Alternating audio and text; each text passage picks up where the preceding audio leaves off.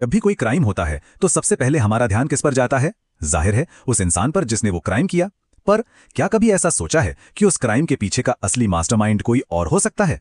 भारतीय कानून में एक बड़ा ही दिलचस्प कॉन्सेप्ट है जो कहता है कि सिर्फ क्राइम करने वाला ही नहीं बल्कि उसे उकसाने वाला भी उतना ही बड़ा मुजरिम है। तो चलिए सीधे मुद्दे पर आते हैं और एक बहुत ही चौंकाने वाला सवाल पूछते हैं। क्या यह मुमकिन है कि जुर्म कोई और करे और जेल किसी और को हो जाए? सुनने में थोड़ा अजीब लगता है ना, लेकिन ये एक बहुत ही गंभीर कानूनी सवाल है।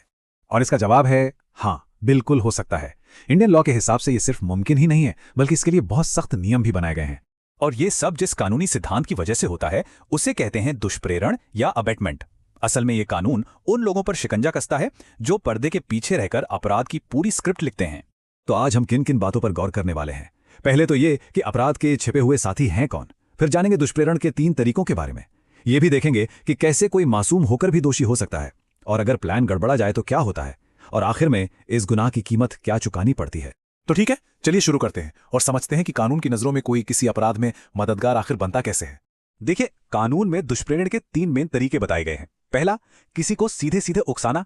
दूसरा, किसी के साथ मिलकर साजिश मतलब कॉन्स्पिरेसी करना। और तीसरा, जानबूझकर किसी भी तरह से मदद पहुंचाना। सबसे पहले बात करते हैं उकसाने की। इसका सीधा सा मतलब है किसी को जानबूझकर कोई गलत काम करने के लिए भड़काना। इसमें अक्सर सच को तोड़ मरोड़ कर पेश किया जाता है या फिर कोई बहुत जरूरी बात छिपा ली जाती है। ये उदाहरण देखिए, बड़ा मजेदार है। बी को पता है कि पुलिस ऑफिसर ए असली क्रिमिनल जेड को ढूंढ रहा है, लेकिन बी जानबूझकर ऑफिसर ए को गुमराह करता है और कहता है कि सी ही जेड है। अब जब ए बेचारे सी को पकड़ लेता है तो बी एक बेगुनाह इंसान की गलत गिरफ्तारी के लिए उकसाने का दोषी बन जाता है।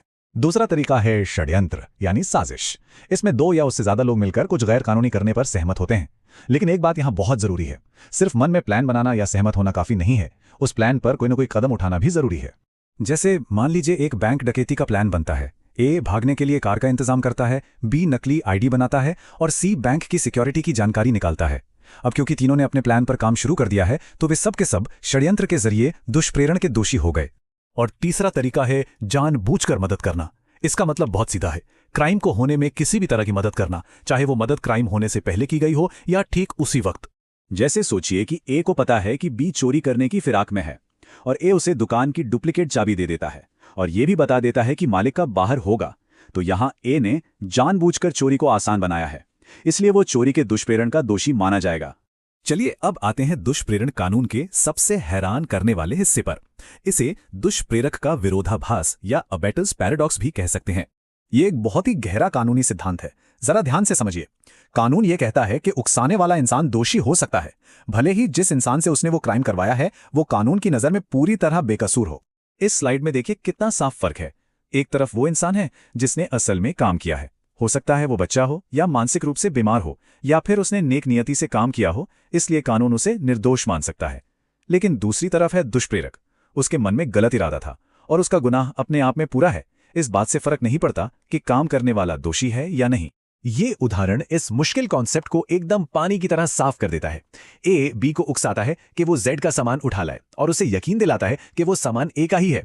अब बी तो अच्छी नीयत से वो सामान उठा लेता है, इसलिए बी चोर नहीं है, लेकिन ए जिसके मन में चोरी का इरादा था वो चोरी के दुष्प्रेरण का दोषी माना जाएगा, क्योंकि असली खुरापाती दिमाग तो ए का ही था। तो अब एक और सवाल मन में आता है कि तब क्या होगा जब प्लान कुछ और था और हो कुछ और गया, मतलब कोई दूसरा ही क्राइम हो गया, क्या तब भी उकसाने वाला जिम्मेदार होगा? ऐसी सिचुएशन में कानून संभावित परिणाम या प्रोबेबल कॉन्सिक्वेंस का नियम लगाता है।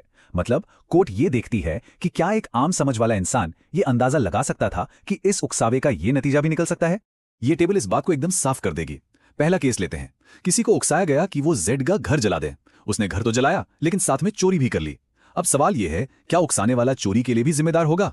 कानून कहता है नहीं, क्योंकि घर जलाने का प्रोबेबल कॉन्सिक्वेंस या संभावित नतीजा चोरी नहीं होता। अब दूसरा केस देखिए। किसी को रात में हथियार के साथ डकैती डालने के लिए उकसाया गया। डकैती तो हुई पर साथ में घर के एक सदस्य की हत्या भी हो गई। तो यहां क्या होगा? जी हां, यहां उकसाने वाला हत्या का भी दोषी होगा। क्यों? क्योंकि जब बात हथियारों के साथ डकैती की हो तो हिंसा और यहां तक की हत्या एक बहुत ही मुमकिन नतीजा माना जाता है। चलिए अब आखिर में इस पर आते हैं कि दुष्प्रेरण की कीमत क्या है, मतलब इस गुनाह के लिए कानूनी सजा क्या मिलती है। इसके कुछ सीधे साधे नियम हैं। पहला, आमतौर पर उकसाने वाले को वही सजा मिलती है जो असल में हुए क्राइम के लिए तय है। दूसरा, अगर दुष्प्रेरक क्राइम के वक्त वही मौजूद है तो उसे मुख्य अपराधी ही समझा जाता है। और सबसे जरूरी बात, बड़े और गंभीर अपराधों के लिए उकसाना अपने आप में ही एक संगीन जुर्म है, भले ही वो अपराध कभी हुआ ही ना हो। तो कुल मिलाकर कानून का संदेश एकदम साफ है। अपराध की योजना बनाने वाला दिमाग और उसे अंजाम देने वाले हाथ, कानून की नज़र में दोनों लगभग बराबर के गुनहगार हैं। ये सारी बातें हमें एक बहुत ही अहम सवाल पर लाकर छोड़ देती हैं। किसी को सिर्फ हिम्मत देना या प्रोत्साहित करना कहाँ खत्म होता है और किसी को अपराध के लिए उकसाना कहाँ से शुरू हो जाता है। ये एक बहुत ही बारीक लाइन है और इस पर हम सभी को सोचना चाहिए।